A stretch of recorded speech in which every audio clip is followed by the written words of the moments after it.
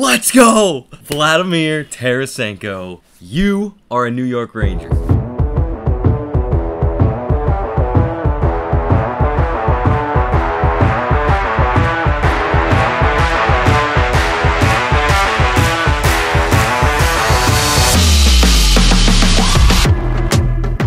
Biggest news in the NHL and for Rangers fans, Vlad Tarasenk-Show, number 91, is a New York Ranger. Second big move that the Metro Division has completed.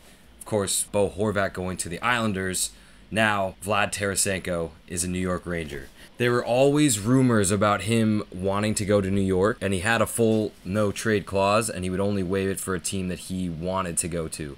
He's friends with Artemi Panarin. Chris Drury gets it done for not that much. He really didn't give up anything that the Rangers should be worried about. And you also get a guy like Niko Mikkola in this trade deal as well. What's also great is simultaneously, obviously, okay, so what you're giving the Blues is Sammy Blais hasn't scored a goal as a Ranger, and then he goes and scores a goal in his first game back with the Blues. You just can't make it up. The guy needed a change of scenery. We couldn't really utilize him well on our team, and he wasn't putting up any numbers. So glad to have him gone. Almost immediately, Libor Hajek is put on waivers, which they were holding on to Hajek because he was a key piece in sending McDonough to Tampa. So he's put on waivers.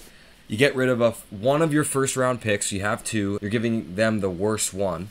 And then you're giving up a fourth round pick next year, conditional. If we make the playoffs, it'll become a third.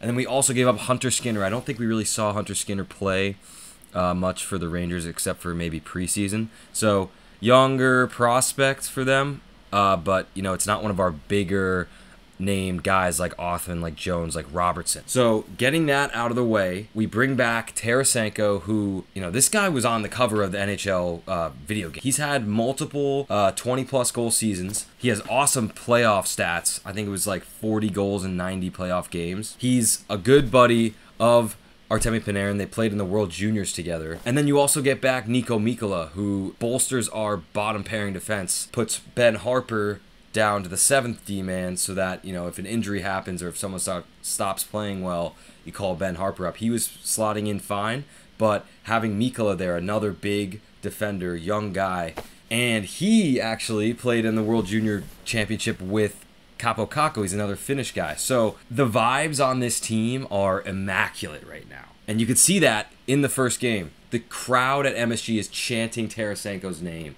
Just, you could see he's waving. He's loving this big market that actually like loves him. And his first shift from his buddy Artemi Panarin, he scores with like 3 minutes in. It's his first shot as a Ranger. Just storybook opening. And then the Rangers go on to score 6 against Seattle, and then score 6 against Carolina, and then score 6 against Vancouver.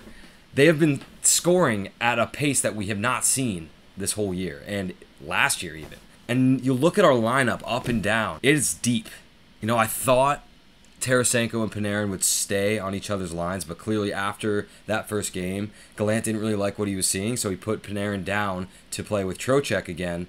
And I don't know if it's the matchup or if the pressure's off or if they're just vibing better, but Panarin almost immediately scores and then ends up having a 4-goal game with 1 assist, so a 5-point game. And Panarin just looks revitalized. He almost had another hat trick. He almost had back-to-back hat tricks, the first one being in Carolina. And halfway through the game, it looked like he was going to get another one in the Vancouver game. You know, the scoring is great. The defense kind of looks a little looser than normal, but the fact is we're scoring 6 goals a game and we're letting up 2 to 4 goals. It's something I can live with. I think once the playoffs come around, you're going to have to really tighten up on defense because normally you're not going to score 6 goals in a playoff game. The fact that we have our offense, everyone's picking up steam. The kids are going on all cylinders. Mika is going on all cylinders. Kreider's on a point streak. Panarin is like a 2-point-per-game player over the last couple games. Everyone is picking up the pace down the stretch here. We have just under 30 games left to get to the playoffs, and it is the perfect time for this team to be buzzing. I think we're going to make one more move before the deadline or at the deadline. Vitaly Kravtsov has requested a trade off the team. He has been playing. He's been healthy scratch, but there's still news of him being the first one to practice. He's still working. He's still trying to show that he has value. But what that does is it gives the Rangers less leverage to trade him somewhere. It's really going to come down to what different teams are willing to offer for us, and if that's a prospect, if that's a pick, if that's a depth guy that we can just bolster our lineup even more. I think we have one of, if not the most balanced lineup top to bottom right now, and I think we have around $1 million in cap space. If we get rid of Kravtsov, maybe that goes to like 1.5, close to 2.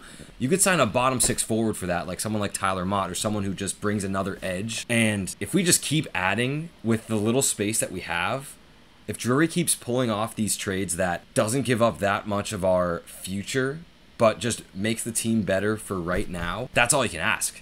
And the Rangers are going to go on a deep run. If you think about it, the Rangers are likely going to play the Devils. We've talked about that before. The Devils are a scary team. They're fast, but they are inexperienced. I know they have Andre Palat, but a lot of them, the younger players, are inexperienced in the playoffs. And I think, to me, that makes me feel more comfortable about the Rangers against the Devils. They have all these players that now have a long playoff experience, at least 1 year of a playoff run. And the Devils, I just think, if we meet them, they're not going to be used to that style of play. I think they are going to be a good team in years to come, and they are going to make runs, and they're going to be a nightmare to play against, but I don't think they're quite there yet. They had a great year, but I think they've cooled off, and meeting them in the playoffs, I definitely see a Rangers win. Then you look at Carolina, the number 1 seed in the Metro. We kind of just took it to them. They don't really scare me either. They play a really tight defensive game, and they control the puck. They take a ton of shots, but now that the Rangers have found their groove, and you could see it in the last game we played against them, we kind of own them when we play them. So they also, I could see both of those series going to 6 or 7 games, but I see the Rangers pulling off those types of matchups. Everyone else in the Metro, you know, it's really a coin flip for who's going to make it in as the wild card spot. But we've proven that we can beat them in the playoffs last year and in the season this year. So whether it's the Caps, the Penguins, the Islanders, if we see them down the stretch in the playoffs, I could see that being, again, a win, a series win for the Rangers. The real trouble is Boston. If we end up meeting Boston in, let's say, the Eastern Conference Final, that will be a very interesting series to watch. And I think the winner of that series, the winner of the Eastern Conference, I think, is going to win the Cup. You look across to the other conference, the Avalanche are a fraction of what they were last year. They have been battling through injuries. I think they will pick it up for the playoffs, but they aren't the same steamrolling team they were last year. The Oilers are, again, playing well. They have multiple 100-point players, but goaltending is always an issue for them in the playoffs. It's going to be interesting to see what they do in the playoffs, but I feel like everyone in the NHL knows that the East, it's the beasts of the East. There are 3 or 4. You have Toronto, you have the Rangers, you have the Carolina Hurricanes, you have Tampa, you have Boston. Those are the teams that I think have the best chance of making a deep run and winning the Cup. And I think it will be an Eastern team this year. If the Rangers get there, and they can get there to the Cup final without playing 7 games every series, that's key, because last year you could tell they were worn out by the time they met Tampa in the Eastern Conference Final. If they can get to the Eastern Conference Final and the Stanley Cup Final without playing 7 games in every series, this could be the year, especially if Drury makes one more addition and we all stay healthy. You all should be so excited, because I am. Thank you, everybody, for watching. This was a quick Rangers rando update. Please like, please subscribe, leave a comment. Love you all. Go Rangers.